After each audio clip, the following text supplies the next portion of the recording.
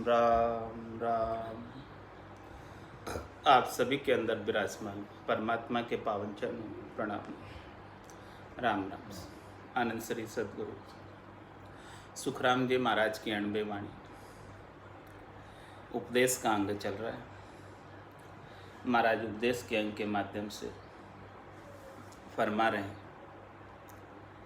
गधो गधे संग जाय भैंस भैंसा में आवे, ऊँट ऊँट के संग गाय गाया में जावे, स्वान स्वान के संग भेड़ भेड़ा संग होई, गेवर संग गजराज सिंह संग रहे न कोई, यूं नर नारी जगत में संगत माजने होए, जात पात सुखी राम कहे कुल करनी ले जोई।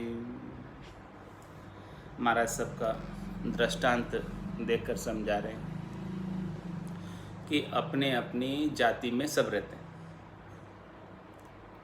जात पात सुखराम के कुल करनी ले जोई, अपने अपने कुल की जैसी ऐसी उसकी करनी है। शास्त्रों में जैसा जैसा जाति का विधान है उसके अनुसार सब अपना अपना कार्य करते हैं और अपनी अपनी जाति में सब जाते हैं। किस प्रकार से, जैसे गधा हमेशा गधे के साथ ही मिलेगा, भैंस हमेशा भैंस के साथ ही मिलेगी, ऊँट हमेशा ऊँट के साथ ही मिलेगा, गायें गायें साथ चलती हैं और कुत्ते कुत्ते साथ जाते हैं और भेड़ें सब एक साथ जाती हैं और हाथी हाथी अपने झुंड में साथ चलते हैं। लेकिन महाराज फरमा रहे हैं, जो शेर होता है, सिंह संग रहे न कोई, शेर के साथ कोई नहीं रहता। इसका क्या कारण है? शेर अकेला ही रहता है, जंगल का राजा शेर। बाकी संसार के सारे प्राणी अपनी अपनी जाति में रहते हैं, अपनी अपनी जाति का संग करते हैं, लेकिन शेर के साथ कोई नहीं रहता। इसी प्रकार से महाराज फरमा रहे हैं कि ये राम नाम की भक्ति जो है, सिंह भक्ति है, शेर के समान भक्ति है, केवल्य की भक्ति है, एकांत की भक्ति है।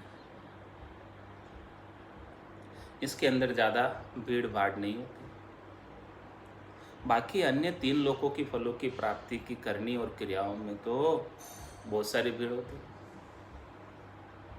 जिस प्रकार से बहुत सारे गधे एक साथ रहते हैं, बहुत सारी भैंसें एक साथ रहती हैं, बहुत सारे ऊँट एक साथ रहते हैं, बहुत सारी गायें एक साथ रहती हैं, बहुत सारे कुत्ते एक साथ रहते हैं, बहुत सारी भेड़ें एक साथ रहती हैं, बहुत सारे हाथी एक साथ रहते हैं। ये तो बहुत भीड़ तो उधर होती है, लेकिन ये राम नाम की भक्ति में, सिंह भक्ति में भीड़ नहीं होती। ये तो अकेले कोई करनी है, और जो स्वयं करता है उसी को ही प्राप्त होती है। करसी सोई भुगतसी प्राणी पुनर्पाप, जो भी करेगा वही भुगतेगा। तो भक्ति जो करेगा उसको उसका फल प्राप्त होगा, वो अपने आत्मा का कल्याण करेगा। तो महाराज फरमा रहे हैं कि देखो, शेर को कोई फर्क पड़ता नहीं है कि कोई साथ रहे नहीं रहे, वो अपने हाल में अकेला ही मस्त रहता है। इसी प्रकार से राम नाम की भक्ति करने वाले अपने आनंद में मगन है, अपने आनंद में मस्त है, क्योंकि उनको पता है बहुत कुटुंबी जाय अकेलो, एको ही संग नहीं चाले, सब स्वार्थ की देख सगाई, दिन बीता दुख पाए। उसे इस बात का पता है, तो वो सोचता है, सबको छुट्टी देता है, कहता है तेरे भावे सो करो, भलो बुरो संसार, नारायण तू बैठकर अपनी भुवन। वो तो अपना भजन करने में लगा रहता है, अपने आनंद में लगा रहता है, अपना आनंद प्राप्त करता रहता है और किसी से कोई सरोकार नहीं रखता है, किसी से कोई लेना देना नहीं रखता है। कहता है सब जगह ईश्वर रूप है, भलो बुरो नहीं कोई, जाकी जैसी भावना जैसो ही पढ़ो। तो उसके लिए न तो कोई भला है न कोई बुरा है। और महाराज हमारे की ऐसी स्थिति तक जब तक नहीं पहुँचे, जब लग भली बुरी सब अभ्यासे काम क्रोध अहंकार, तब लग भय है त्रिकुटी तत्व विचार, तब तक तो वापस आ जाने का भय है, जब तक कोई बुरा लग रहा है कोई अच्छा लग रहा है। तो महाराज फरमाने कि ऐसी ये सिंह भक्ति है, राम नाम की भक्ति है, ये सबसे उपराम कर देती है, सबसे न्यारा कर देती है। स्थूल शरीर की आसक्ति से अलग कर देती है, सूक्ष्म शरीर की आसक्ति से अलग कर देती है, कारण शरीर की आसक्ति से अलग कर देती है, महाकारण शरीर की आसक्ति से अलग कर देती है, और निजानंद, ब्रह्मानंद, भजनानंद को, आत्मानंद को प्राप्त कराती है। और इस आनंद को प्राप्त करके प्राणी स्वयं के अंदर इतना आनंदित रहता है कि उसे दूसरों से सुख प्राप्त करने की इच्छा ही नहीं रह जाती। उसे शरीर के, संसार के सुख, इंद्रियों के सुख सब फीके लगने लगते हैं। जब आत्मा आनंद का महारस प्राप्त होता है, महारस ज्ञान आनंद पद उपजे जदियो निर्भय हुई रे, ऐसा महारस जब प्राप्त हो जाता है तब वो जीवात्मा निर्भय पद को प्राप्त हो जाती है। जब उसे किसी दूसरे से सुख प्राप्ति की अपेक्षा नहीं रह जाए कि ये मुझे सुख देगा, तब महाराज फरमा रहे हैं कि वो ऐसा नीच पद को प्राप्त करते। जब तक दूसरों से सुख प्राप्ति की अपेक्षा रहती है तब तक महाराज फरमा रहे वो सुख प्राप्ति की इच्छा को लेकर, वासना को लेकर वापस जन्म दर्द करा जाता है। अंतकाल में होती वासना जहाँ में वासा पाया, कै सुखराम वासना ऊपर कर सवारी आए, अंतमति सुगति। तो महाराज फरमाने कि ये शरीर छूटे उससे पहले अपनी जो है मन की वासनाएं, मन की इच्छाएं, मन की कामनाएं, सुख प्राप्ति की जितनी भी इच्छाएं वो सब पूर्ण हो जाए, उसमें से कोई भी बाकी नहीं रह जाए। तो ये राम जी का नाम ही ऐसा है जो सब इन सब चीज़ों को, वासनाओं को पूर्ण काम करने वाला है। भजन सु वासना जड़ जाए, दूजो और कोई नहीं है उपाय। इस संसार में दूसरा और कोई उपाय नहीं है जो चाहना को, वासना को, आशा को, तृष्णा को, मनोरथ को, मनोकामना को, संकल्प विकल्प को मिटा सके एक राम जी के नाम और निज नाम के अलावा। तो महाराज फरमाने कि इस प्रकार से ये सिंह भक्ति को धारण कर कर वो बिल्कुल सबसे अलग हो जाता है और निजानंद की प्राप्त करके जब तक आयुष्मान कर्म बाकी रहते हैं तब तक आनंद में अवस्थित रहता है, और आयुष्मान कर्म पूरे होने के बाद सदैव सदैव के लिए आनंद पद का वासी, निज घर का वासी, संतों के देश का, रामजनों के देश का, अजरलोक अमरलोक का वासी हो जाता है। और वहाँ पर वास प्राप्त कर लेने के बाद फिर से इस संसार में, त्रिलोकी में जन्म मरण में आने की आवश्यकता नहीं रह जाती, क्योंकि यहाँ तो 3 लोक भवन चतुर्दश एक काल को ग्रासा, सद्गुरु महर बिना नहीं छूटे, जन्म मरण भव त्रासा। ये जन्म और मरण की, भवसागर की जो त्रास है वो बिना सद्गुरु की महर के नहीं छूट सकती, सद्गुरु की कृपा दया के नहीं छूट सकती। जब तक दया कृपा नहीं होती, तत्वरूपी गुरु की दिल मेर भाई, निज नाम में जागे सिस्तन नमाय, सब गट तेरे साइया खाली गटने कोई, बलिहारी वा गटने जामे प्रगट हो। निज नाम प्रकट होता है तो वो तत्वरूपी गुरु की महर से होता है, अपनी करनी से नहीं होता, अपनी क्रिया से नहीं होता। यदि अपनी क्रिया करनी से हो जाता तो पहले ही कर लेता। अभी प्रकट हुआ है तो कृपा इसमें समझो कि परमात्मा की विशेष कृपा हुई है, तब संत सद्गुरु मिले, ऐसे सद्गुरु का ज्ञान प्राप्त हुआ है, इसके बिना नहीं होता। बिनु सत्य संग विवेक न होई, राम कृपा बिनु सुलभ न सोई। तो महाराज फरमा रहे हैं कि यूँ नर नारी जगत में संगत माजने हो। इस प्रकार से महाराज फरमा रहे हैं कि नर नारी अपनी अपनी संगत में ही रहते हैं, जैसा जैसा जिसकी भावट है वो सब संग रहते हैं। 3 लोकों में फलों की प्राप्ति करने वाले एक साथ रहेंगे, और अमर लोक को, चौथे लोक को प्राप्त करने वाले बिल्कुल अलग रहेंगे। सब अपनी अपनी संगत के अनुसार रहते हैं।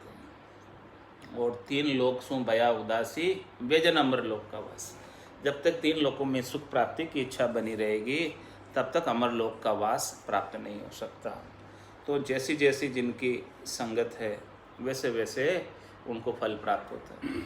और संगत में भी कैसे कहते हैं, जिसका जिसका जैसा जैसा अपना अपना लक्ष्य है, टारगेट है, उद्देश्य, वैसे वैसे वो संग करेंगे। शुभ कर्म कर स्वर्गा जावे, अशुभ किया चौरासी, कह सुखराम भक्ति कर केवल, परम धाम जन जासी। जो केवल्य की भक्ति करेगा वो परम धाम को प्राप्त करेगा। वो सिंह है, सिंह संग रहे न काई, शेर के साथ कोई नहीं रहता। इस प्रकार से महाराज फरमा रहे कि परम पद को प्राप्त करना है तो इसके लिए स्वयं को ही लगना पड़ेगा। जब तक स्वयं नहीं लगेंगे, स्वयं की कृपा स्वयं पर नहीं होगी, तब तक परम पद मिलने वाला नहीं है। जात पात सुखराम के कुल करनी ले जो। इस प्रकार से जाति पाति तो कुल की करनी के अनुसार है। जैसा जैसा करनी करेंगे उसके अनुसार जात पड़ जाती है, शरीर की जाति हो जाती है। जाति कैसे पड़ती है? शरीर के कर्मों से। जिस शरीर को धारण करके जैसे कर्म करते हैं वैसी जाति कहलाने लगती है। ज्ञानी जल अंग एक, बीच दुविधा नहीं जागे, जो कोई बरते लहर मिलत सो बार न लागे। अष्ट धातु अज्ञान ताव सो होय सो भेड़ा, कर्मी बर्तन फूट लाख बिच हुए न भेड़ा। मूरख पत्थर काष्ट फाटा पड़े है देश, फिर जोड़या सुख राम कहे अंतर मिले न लेस। चार प्रकार के प्राणी हैं इस संसार में, चार प्रकार के मनुष्य हैं इस संसार में। उन सब मनुष्यों का सद्गुरुदेव वर्णन करके बता रहे हैं कि किसका कैसा कैसा स्वभाव। एक बताया ज्ञानी, जिनका अंग कैसा है जल के समान, और दूसरे बताए हैं अज्ञानी, जिनका अंग है धातु के समान, और तीसरे बताए हैं कर्मी, जिनका अंग है फूट के समान, बीड़ के समान, और चौथे बताए हैं एकदम मूर्ख, उनका अंग है पत्थर के समान या लकड़ी के समान। इस प्रकार से चार प्रकार के मनुष्य हैं संसार में। चार प्रकार के उनके विचार हैं, चार प्रकार के उनके हृदय हैं। तो ज्ञानी जल अंग एक, ज्ञानी का और जल का अंग एक होता है। किस प्रकार से एक होता है? बीच दुविधा नहीं जागे। जल को जिस आकार में ढालो वो आकार का रूप ले लेता है, वो किसी के साथ दुविधा नहीं करता, वो सहज होता है जल। इसी प्रकार से ज्ञानी संसार के अंदर सहज होता है। वो किसी के साथ कुछ भी द्वेष नहीं रखता, किसी के साथ कुछ भी राग नहीं रखता। वो सहज वृत्ति में रहता है। जैसे जल को जिस भी पात्र में डालोगे उस पात्र का रूप धर लेता। इसी प्रकार से ज्ञानी भी जिधर भी रखोगे उधर रह जाएगा। उसको कोई अपना अभिमान नहीं, अपना गर्व नहीं, अपना गुमान नहीं, उसका अपना कोई पूर्वाग्रह नहीं, उसके अपने कोई यम नियम नहीं, सहज वृत्ति है। तो ज्ञानी जल अंग एक, बीच दुविधा नहीं जागे, और जे कोई बढ़ते लहर मिलत सो बार न लागे। महाराज फरमाने कि उस जल के अंदर कोई लहर भी उठ जाए, थोड़ी सी, थोड़ा सा कोई ऊपर नीचे बात भी हो जाए, ज्ञानी को कोई थोड़ा खरी खोटी सुना भी दे, तो उसके क्या होता है कि थोड़ी सी लहर उठती है अंदर बस, और वो लहर उठकर फिर क्या होता है, मिलत सो बार न लागे, वो लहर वापस शांत हो जाती है। ये ज्ञानी की पहचान, कि वो द्वेष की गांठ बांधकर नहीं बैठता, किसी के साथ राग की गांठ बांधकर नहीं बैठता, अपने भीतर में गांठ नहीं बांधता किसी भी चीज़ की, न तो राग की गांठ बांधता और न द्वेष की गांठ बांधता। ज्ञानी क्या करता है? माफ कर देता है अपकार करने वालों को भी, खोटी करी सुनाने वालों को भी, निंदा करने वालों को भी। ज्ञानी उन्हें अबोध समझकर माफ कर देता। तो ज्ञानी जल अंग एक, इस प्रकार से जिन्हें ज्ञान प्राप्त हो गया। ये अंग कब होगा? बिना भजन के नहीं हो सकता। उमा कहत में अनुभव अपना, सतरि भजन जगत सब सपना। जब तक ऐसा ज्ञान का विचार गट के भीतर नहीं आएगा कि ये सत्य तो हरि का भजन है जो मैं कर रहा हूँ, यानी मुख्य चीज, खास चीज, लाभ की चीज, सार की चीज मेरे गट के भीतर रीत बन रही है सदगुरु की कृपा से, संतों की कृपा से, केवली भगवंतों की कृपा से। उसमें मेरा भी कोई कर्तृत्व अभिमान नहीं। वो मुख्य चीज, लाभ की चीज, निरंतर कमाई मेरे हो रही। और कितनी हो रही कमाई? 70 करोड़ की कमाई एक एक सांस में। इतनी कमाई करने में ज्ञानी लगा रहता है, जिन्हें ऐसा ज्ञान केवल्य का प्राप्त हो गया। अब उसे संसार के सुख दुख से कोई सरोकार नहीं, अब उसे संसार की माया से कोई लेना देना नहीं। उसके लिए पूरा संसार स्वप्नवत हो जाता है, सपने की माया के समान हो जाता है, उसके लिए दुखी सुखी नहीं होता। अब कोई लहर भी बरतती है तो किसके लिए बरतती है? संसार की माया के लिए बरतती है। कोई विचार भी आता है तो किसके लिए आता है? संसार की माया के लिए आता है। लेकिन महाराज हमारे वो विचार आते ही ज्ञान का जोर ऐसा चलता है, ब्रह्म के रस का आनंद ऐसा चलता है कि वो लहर शांत हो जाती, तुरंत उपजी और शांत हो जाती, वहीं की वहीं। किसके जोर से? नाम और निज नाम के जोर से, नाम और निज नाम के आनंद के जोर से, प्रभाव से वो लहर ठंडी पड़ जाती है। तो महाराज फरमाने कि ज्ञानी और जल का अंग एक है, और जल के अंदर कोई दो फाड़ करना चाहे, जल के अंदर कोई द्वेष डालना चाहे, तो जल में दो फाड़ नहीं होती है। जल में कभी लकीर नहीं खींच सकते, जल के टुकड़े नहीं कर सकते।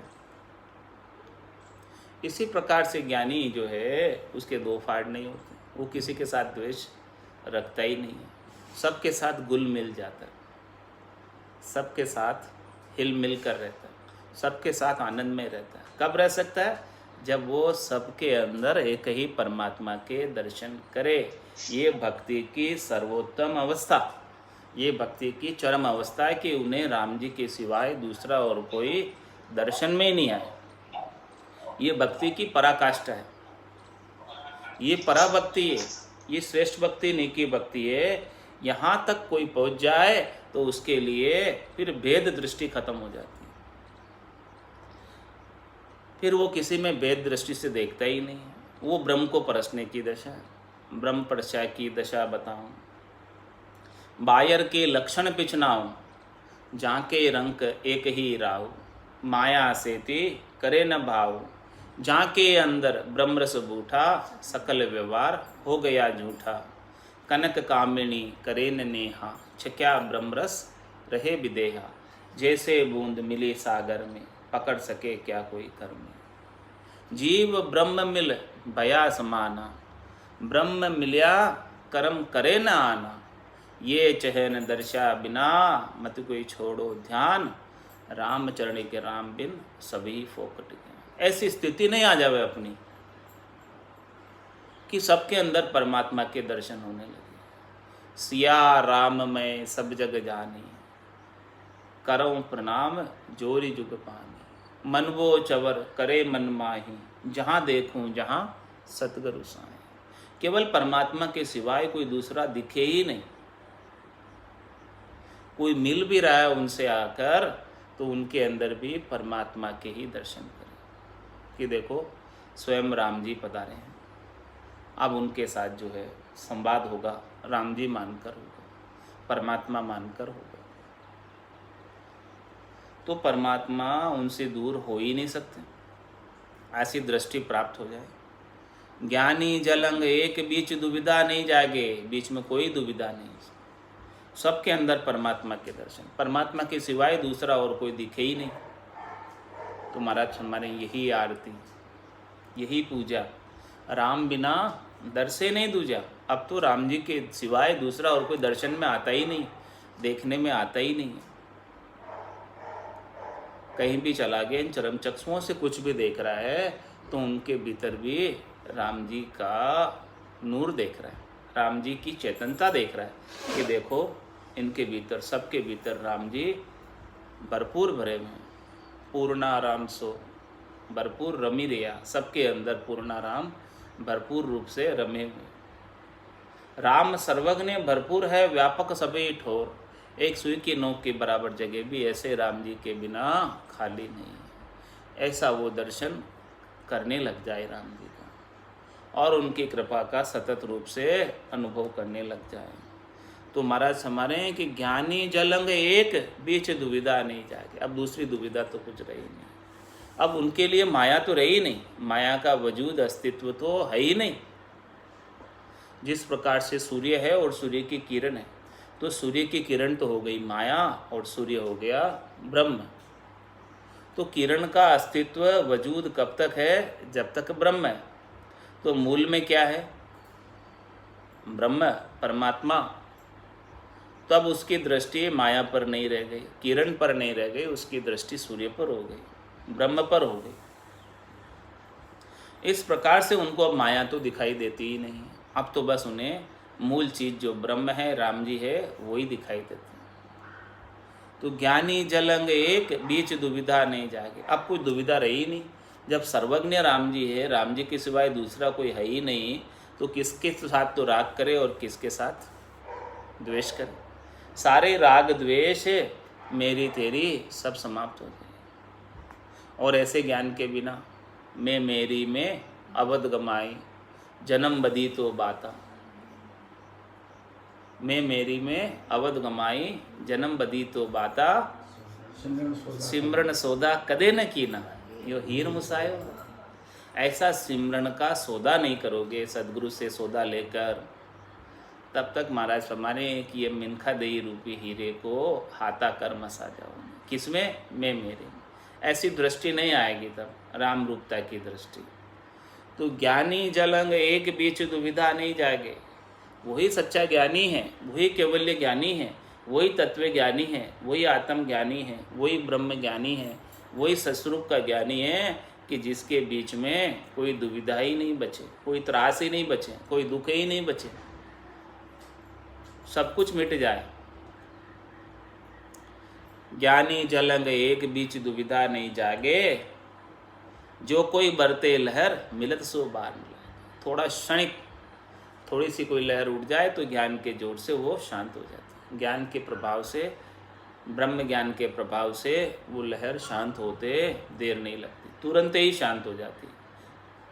पहली बात तो उठती ही नहीं है, और उठ भी गई ऐसी कोई लहर, ऐसे कोई विचार आ भी गया तो वो विचार चला जाता। जैसे आया विचार, लहर जैसे आई वैसे चली जाती है, और ज्ञानी पर कोई असर होता ही नहीं उसका, क्योंकि विचार कहीं उत्पन्न होते रहते हैं इस संसार सागर में, और वो उत्पन्न होकर ऐसे के ऐसे ही शांत हो जाते हैं, और ज्ञानी उसके ऊपर कोई एक्शन लेता ही नहीं। वो शांत भाव से, शांत चित्त से, शांत मन से परमात्मा का सुमरण करता रहता है, रसना से राम नाम का उच्चारण करता रहता है और आनंद प्राप्त करता रहता है। तो विचार कितने भी आओ, लहरें कितने भी उठो, वो सब शांत हो जाता है, कुछ भी नहीं रह जाता। तो ज्ञानी जलंग एक, बीच दुविधा नहीं जागे, जो कोई बरते लहर मिलत सो बार न लागे। ये तो हो गई महाराज फरमा रहे ब्रह्म ज्ञानी की बात, तत्व ज्ञानी की बात, आत्म ज्ञानी की बात, सस्वरूप के ज्ञानी की बात।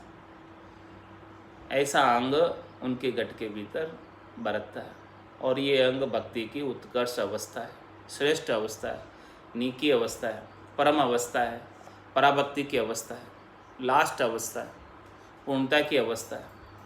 इस अवस्था को जो साधक प्राप्त हो जाता है वो निश्चित रूप से पूर्ण काम होकर परम पद का जीते जी वासी हो जाता है। जिसको ऐसे दर्शन होने लग गए परमात्मा के सबके भीतर, तो वो निश्चित रूप से परम पद का वासी हो जाता है। अब इसके बाद दूसरे श्रेणी के मनुष्यों की गणना महाराज कर रहे हैं, जो इससे नीचे हैं थोड़े, वो है अष्ट धातु अज्ञान ताव सो होय सो भेड़ा। वो 8 प्रकार के धातु के समान हैं, अष्ट धातु के समान हैं। उनके भीतर अज्ञान भरा हुआ है अभी। अब उनको थोड़ा सा भजन का ताव देना पड़ेगा, भजन की अग्नि में स्वयं को तपाना पड़ेगा और उसके अंदर सोगी डालनी पड़ेगी निज नाम की, तब जाके वो गलते हैं, इसके बिना नहीं गलते। अष्ट धातु अज्ञान ताव सो होय सो भेड़ा। इस प्रकार से उनका हृदय धातु के समान कठोर होता है। उनके हृदय को पिघलाने के लिए ताव देना पड़ता है, टेम्परेचर बढ़ाना पड़ता है। भजन की ब्रह्म की अग्नि में खूब उसको तपाया जाता है, तब वो धातु पिघलती है और उसके विकारों को, मल को हटाने के लिए उसमें सोगी डाली जाती है, तब जाकर वो निर्मल शुद्ध चित्त हो जाता है। तो उसके लिए अभी भजन की बहुत आवश्यकता है। उनकी पूर्णता की स्थिति ऐसे सबके अंदर परमात्मा में दर्शन की आने में अभी समय है। तो अष्ट धातु अज्ञान ताव सो होय सो भेड़ा, इस प्रकार से महाराज माने कि वो जो है ताव से भेड़े हो जाते हैं, एकदम निर्मल हो जाते हैं, एकदम जल रूपी हो जाते हैं और फिर वो ब्रह्म में जाकर मिल जाते हैं। लेकिन उनको ताव की आवश्यकता पड़ती है। और इसके अलावा तीसरे प्रकार के प्राणियों का महाराज वर्णन कर रहे हैं कि कर्मी बर्तन फूट लाख बिच हुए न बेड़ा। तीसरे प्रकार के जीव इस संसार में मनुष्य हैं, उन्हें कर्मी जीव कहते हैं, कर्मी नर कहते हैं।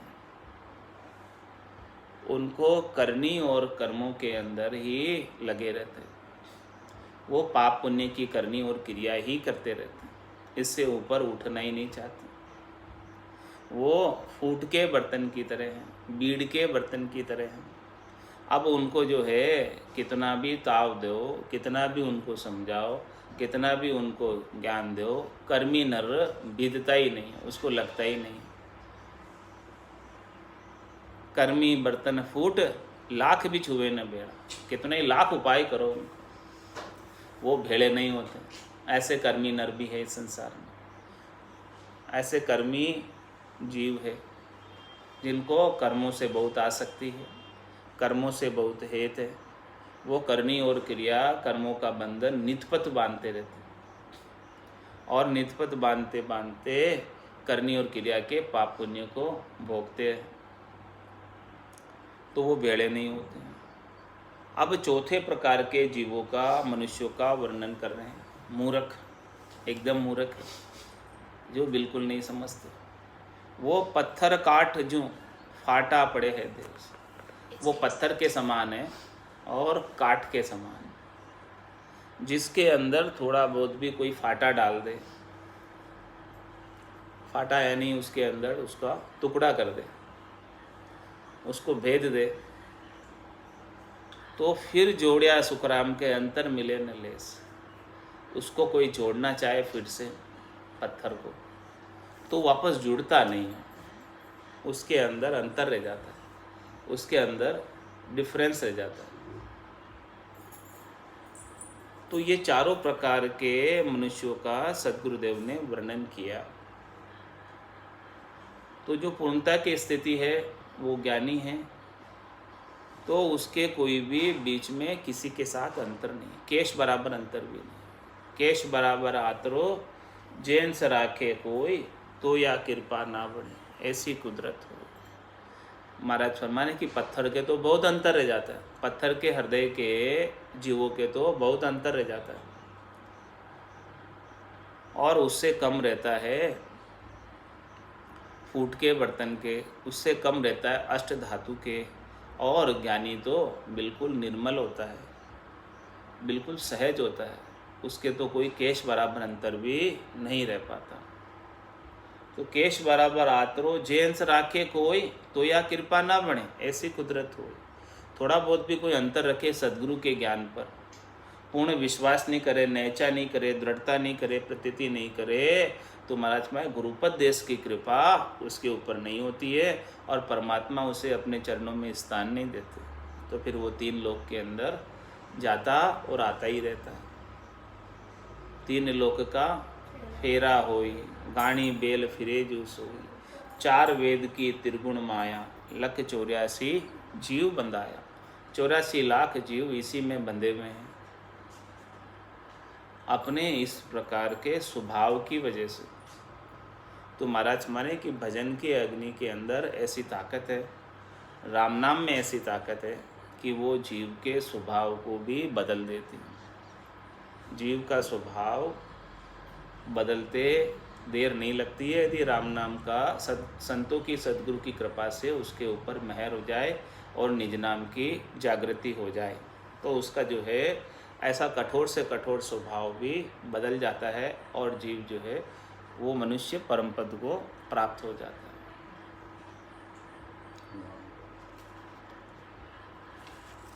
नावे कला विध न्यारी भो संतो, नावे कला विध न्यारी, जो जाण्या सो पार पहुँचा, और बार का वारी, जो जाण्या सो पार पहुँचा, और बार का वारी, नाम कला विद न्यारी वो संतो, नाम कला विद न्यारी, माला फेर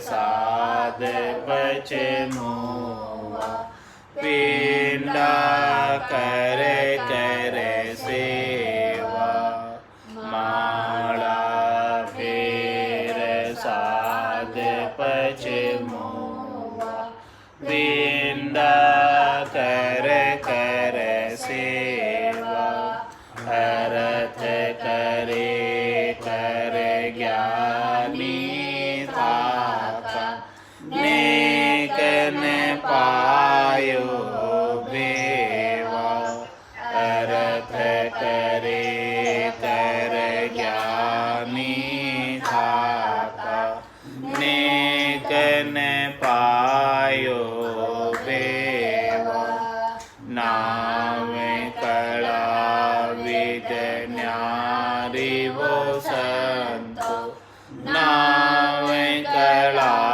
विद न्यारी, राग छत्तीस राग बंद गावे, गुण प्रगटावे लाई, राग छत्तीस राग बंद गावे, गुण प्रगटावे लाई, पछे पछे मुआ रात दिन सारा, कुदरत कड़ायन पाई, पछे पछे मुआ रात दिन सारा, कुदरत कड़ायन पाई, नाम कला विद न्यारी वो संतो, नाम कला विद न्यारी, जोगी आत धोये पछे मुआ, गिगन चढ़ावे वाई, जोगी आत धोये पछे मुआ, गिगन चढ़ावे वाई, जप तप माय 50 सन्यासी, या विद नेकन पाई,